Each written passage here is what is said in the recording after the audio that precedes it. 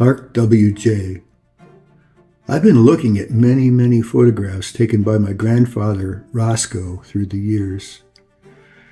The photograph I found with this story was not new to me. I'd seen it before, and several people speculated as to the identity of the person in it. We could plainly see that the gentleman was a crossing attendant at one of the rail crossings in town. The crossing attendants would lower the gate when a train was going through town, and then raise it as it went by. But nobody really knew who this fellow in particular ever was until now. His name was Clark J. J-A-Y. After 75 years of life, he kept a room in the back of the old evangelical church. He was born in Florence Township in 1850 as the youngest son of 3 children born to Freeman and Dolly J. His dad was a blacksmith.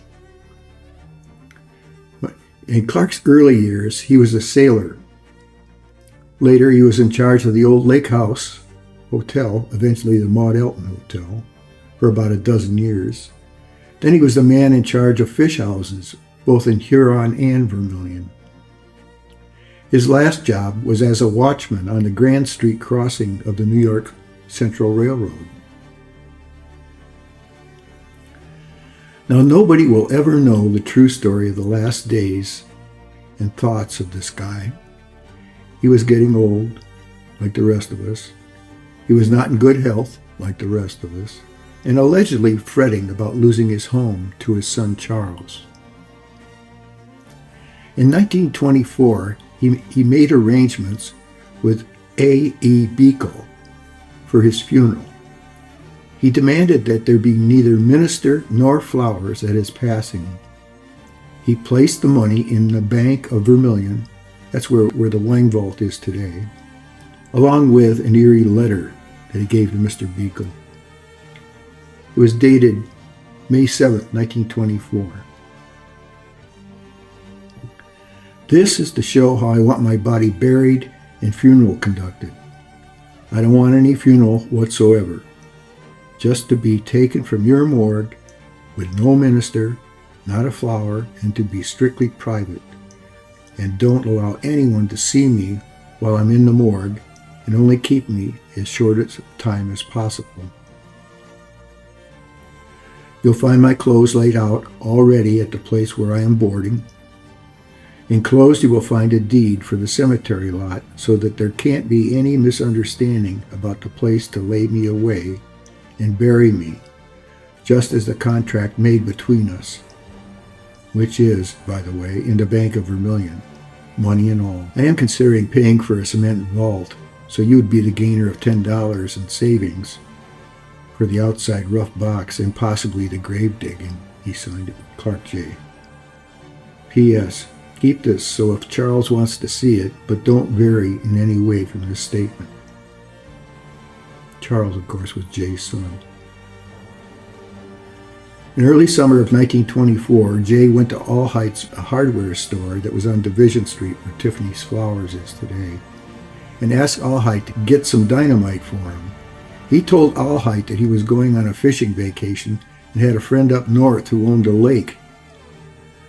During the last week of August, Allhite sold Jay 13 sticks of dynamite that he got from a factory near Amherst. Jay later told him that his friend had taken the dynamite in his automobile to the lake. Then, when dawn came on Tuesday, August 1st, 1925, Jay asked a friend, a guy named Clarence Wagner, who also kept a room in the old church, to help him carry some cut glass to the home of a friend on Exchange Street. He said he wanted to get it there early because he was going to catch an early train on the nickel plate. Mr. Wagner helped him and set the basket on the front porch of the home. Now, unbeknownst to Mr. Wagner, it was the home of one Charles J., Clark J.'s son. The home had previously belonged to him. Clark J. took the basket and went around to the back of the home, fully expecting Wagner to leave and go to work. But Wagner was kind of curious. He went around the back of the house and saw Jay stooped over with a lit match in his hand. Wagner asked him why he was trying to set his friend's house on fire. Jay didn't hesitate to answer. He said, "Hell, man, this is dynamite." Jay had planted the dynamite all around the home and stuck it into all the ventilators. Wagner snatched the lit fuse and threw it into the street, and then waked the family in the house, telling them it was about to explode. Mr. Jay's attempt to demolish the house and kill his son and his son's wife, Estella, thwarted, he withdrew to his home in the church and locked the door. Vermillion's Marshal, Stevens, unable to enter Jay's room through the door, raised the window and pushed the curtain aside and looked straight into the barrel of a revolver. Perhaps Jay thought it was his son, but he didn't fire at the marshal. A concerted attempt was made by Marshal Stevens, Sheriff Harry E. Cole, and John Hetler to convince Jay to surrender without force. And just as the door was being broken down, the shot ran out inside the room.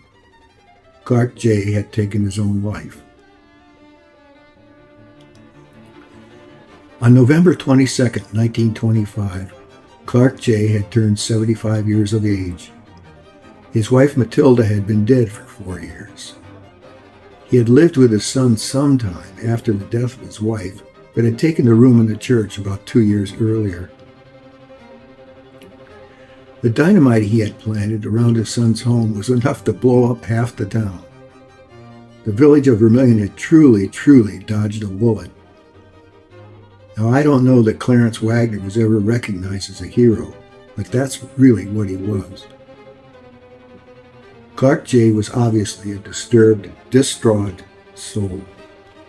What on earth was he thinking? Did he really hate his son that much? Did he hate the village that much? I think of all the school children in the north end of the village who crossed those tracks on Grant Street, headed for the school on State Street, passed him by. What did they think of him? Was he a pleasant man? Was he gruff, mean? And who knows? 'Tis now become a part of the mystery that is the history of Vermilion O.